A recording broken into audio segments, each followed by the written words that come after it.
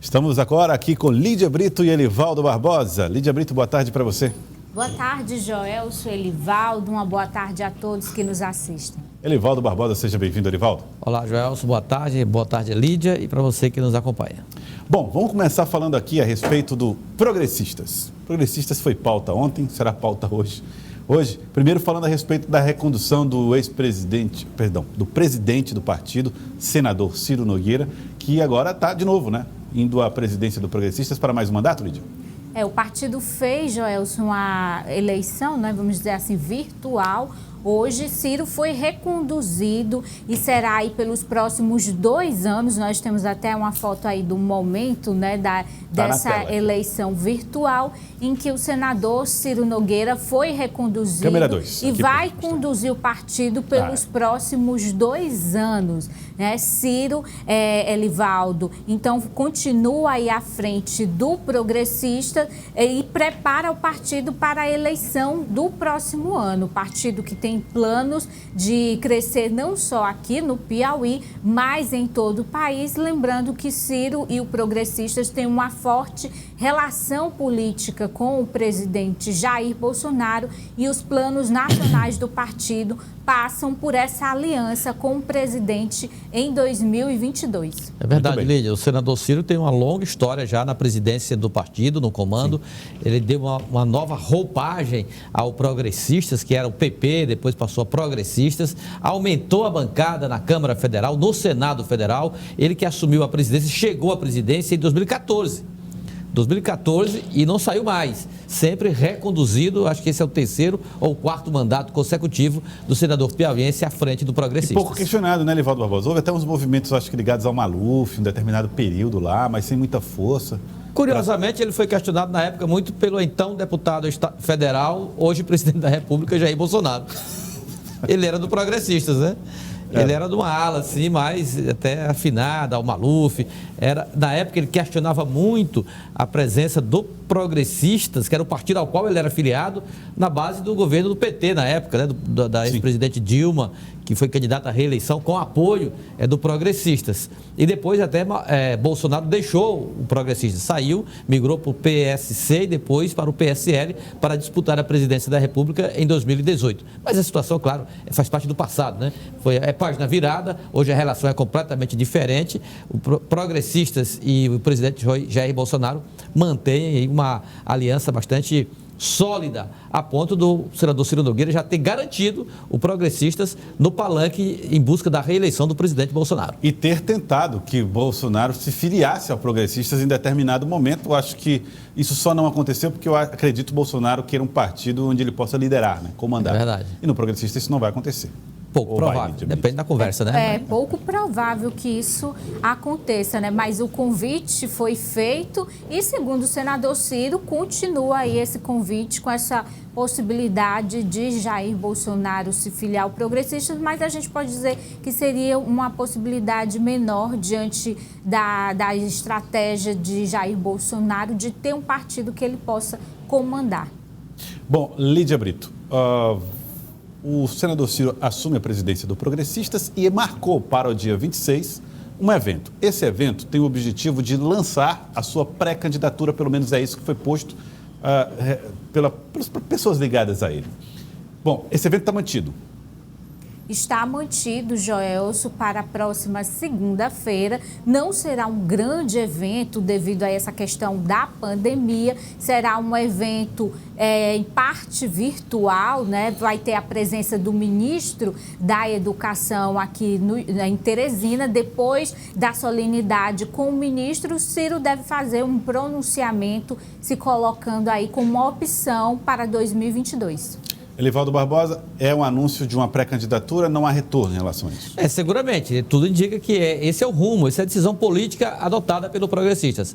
O encontro, digamos, híbrido, ele deve acontecer, a parte presencial deve ser na residência do senador Ciro Nogueira, segunda-feira, meio-dia. Aí de lá tem vão estar presentes nessa parte presencial.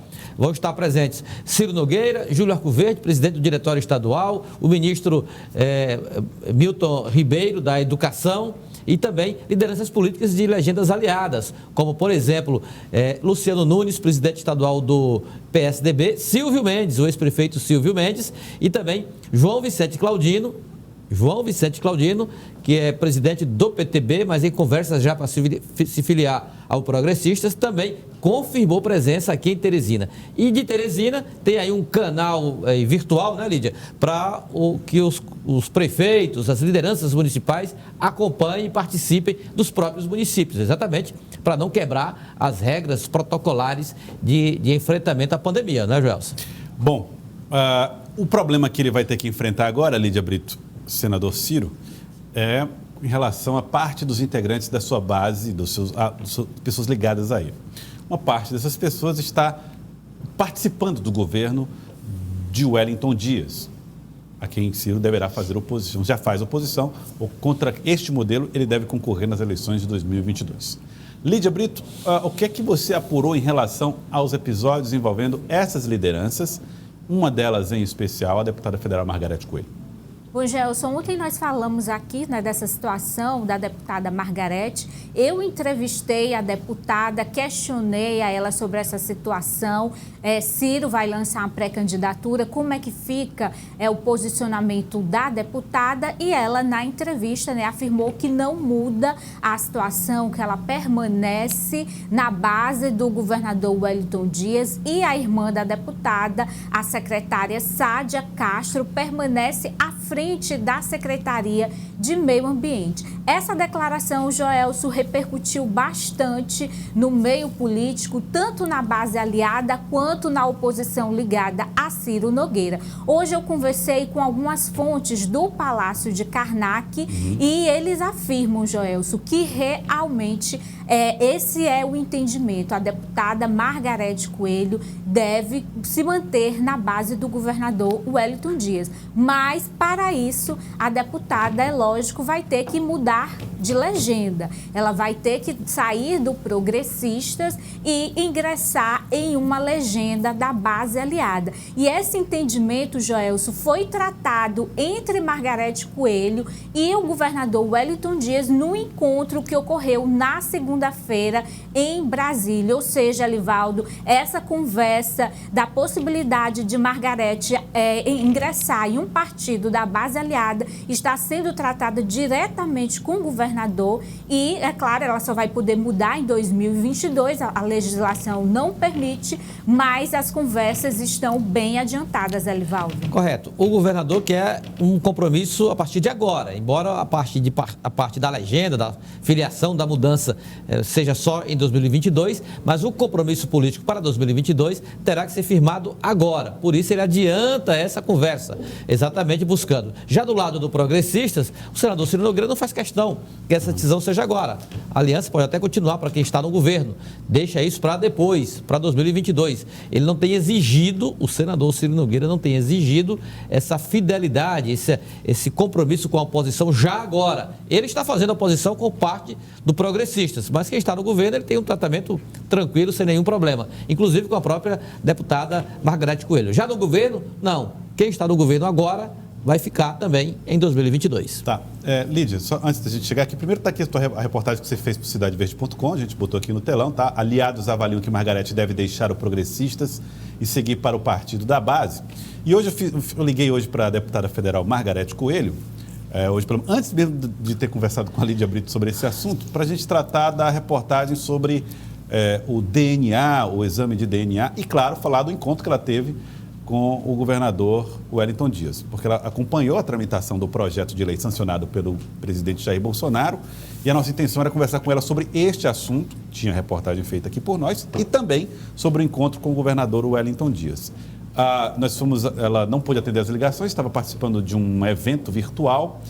A princípio, até avaliou a possibilidade de participar conosco ao vivo aqui do Jornal do Piauí, mas não pôde participar porque está participando, segundo a informação da assessoria, de uma reunião virtual para tratar da Lei de Segurança Nacional. Então, ela está tendo compromissos nesse momento, porque a gente gostaria muito de ouvir a deputada Margarete Coelho a respeito desse assunto. Lídia Brito, ela que agora é a pessoa a ser ouvida, né, dentro processo todo, né? Eu ouvi a deputada na terça-feira, ontem, né, para saber como foi essa reunião. Quarta, né?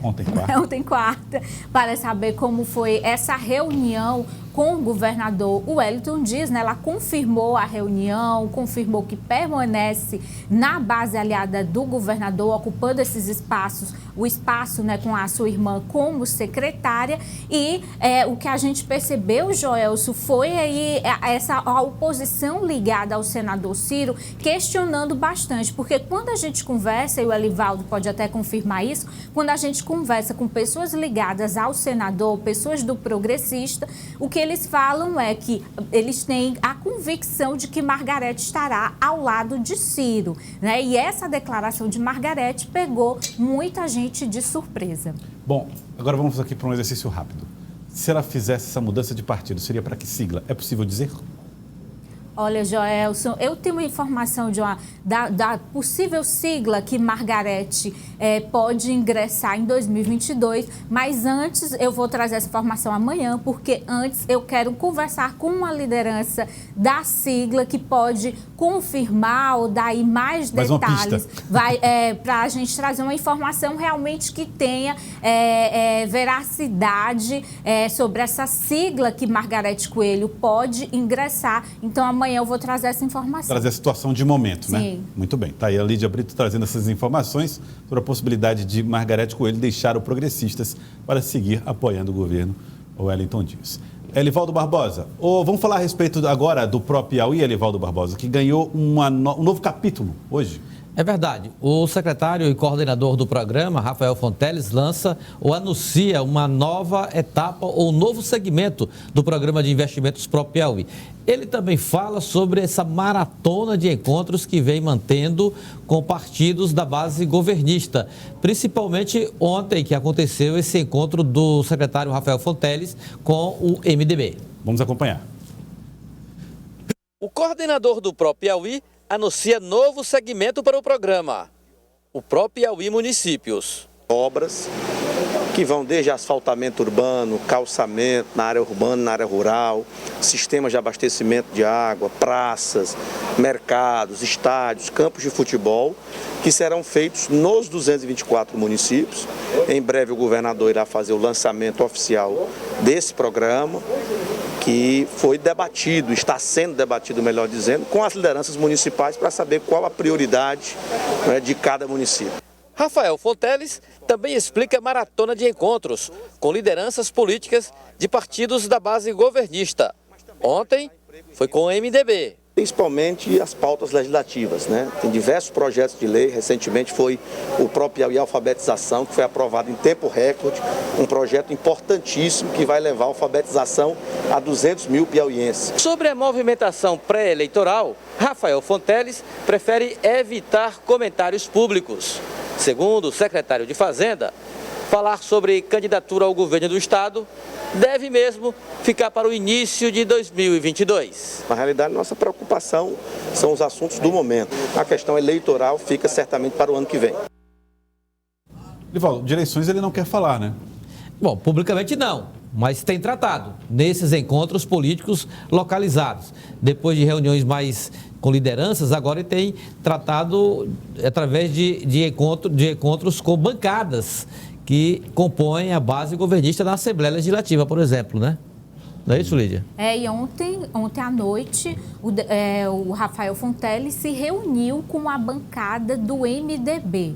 Todos os deputados do partido, ontem à noite não, foi ontem pela manhã, ele se reuniu com todos os deputados do partido na casa, Elivaldo, do presidente da Assembleia Legislativa, o deputado Temístocles Filho. E eu conversei hoje com o deputado Henrique Pires, que falou, Joelson, do teor político dessa conversa. Rafael Fonteles evitou falar de política, mas Henrique Pires aí revelou que foi sim tratado sobre essa possibilidade de Rafael ser candidato candidato ao governo do estado em 2022. E segundo Henrique Pires, o que o MDB, a bancada do MDB, respondeu para Rafael Fonteles é que o partido ainda não descartou a possibilidade de ter uma candidatura própria e analisa nomes como, por exemplo, o senador Marcelo Castro, que já é trabalhado, citado aí dentro do MDB, e foi colocado que essa decisão do partido vai passar também pela questão das pesquisas. Ver aí quais desses nomes da base do governador Wellington Dias teria aí maior viabilidade para ser esse candidato em 2022. Então, o MDB ainda não fechou questão, não fechou um apoio a Rafael Fonteles e avalia, então, essa possibilidade de ter uma candidatura própria. Você vê que em 2018 o MDB foi fechar a questão muito cedo, em torno da vice, para Temístocles Filho, não deu certo. Então, gato escaldado tem medo de água fria. É melhor deixar para depois. É um partido grande, é o maior partido da base governista, então deixa para depois essa questão. Por isso que tem que ser tratado com muito jeito, com muita cautela, pelo secretário Rafael Fonteles. E até porque agora se discute também, Alivaldo, a possibilidade do MDB indicar novamente o vice. Indicar dessa vez, né? Porque não aconteceu. Indicar dessa vez o vice do PT. E tem dois nomes agora. O do deputado federal Marco Aurélio, que a gente já falou aqui, e depois dessa conversa surgiu a possibilidade, Alivaldo, do próprio deputado Temístocles Filho, dessa vez, ser aí confirmado como vice. Mas essas são questões, são decisões, né, que ficarão mais para frente. O MDB, como o Alivaldo disse, está aí cauteloso com relação a isso. Vamos ver agora a reação do PSD, D de dado. Deve ter também encontro agendado, é um partido importante, muito enraizado no interior do estado e que também tem metas majoritárias para a eleição do ano que vem. Como vice. PSD? PSD. Dado. PSD de dado, deputado Júlio César. Tem planos para compor a chapa majoritária também. Como vice, porque governo, se for Rafael Fonteles, Senado, PT também, o Wellington Dias, sobra só uma vaga para um aliado. Então tem aí MDB, PSD... E quem sabe até o B de bola, qual o tamanho que ele vai ficar depois das adesões que terá, seguramente, até o final do ano.